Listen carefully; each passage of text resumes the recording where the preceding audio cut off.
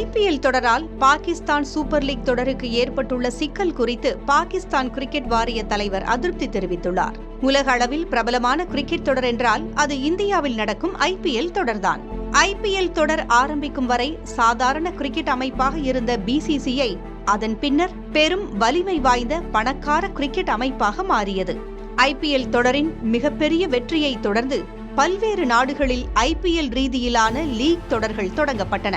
அந்த வகையில் Pakistan super league என்ற பெயரில் லீக் தொடர் ஒன்றை தொடங்கியது. ஆனால் அது ஐபிஎல் போல மிகப்பெரிய வெற்றியை பெறவில்லை.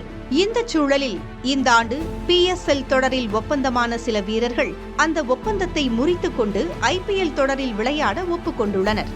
அதன்படி இலங்கை T20 அணியின் கேப்டன் தசுன் ஷனஹா ராஜஸ்தான் ராயல்ஸ் அணிக்கும், ஜிம்பாப்வேயின் முசரபானி கொல்கத்தா நைட் ரைடர்ஸ் அணிக்கும் ஒப்பந்தம் செய்யப்பட்டுள்ளனர். ஐபிஎல் ஏலத்தில் இவர்கள் எந்த அணியாலும் எடுக்கப்படாத நிலையில் வீரர்கள் காயம் காரணமாக ஒப்பந்தம் செய்யப்பட்டுள்ளனர். ஆனால் PSL தொடரில் ஒப்பந்தமான இவர்கள் அதில் இருந்து விலகி ஐபிஎல் தொடரில் ஆட ஒப்புக்கொண்டுள்ளது பாகிஸ்தானில் பெரும் சர்ச்சையை ஏற்படுத்தியுள்ளது.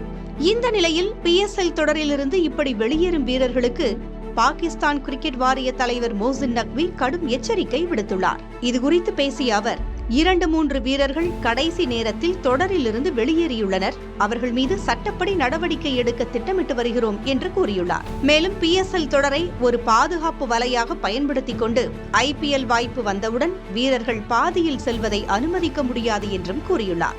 அதேபோல் PSL தொடரில் லபுஷேன், ஸ்டீவ் ஸ்மித் மற்றும் கிளென் மேக்ஸ்வெல் போன்ற வீரர்கள் விளையாடி வருவதால் இந்த தொடர் இன்னும் வலிமை வாய்ந்ததாகவே உள்ளது என்றும் அவர் கருத்து தெரிவித்துள்ளார்.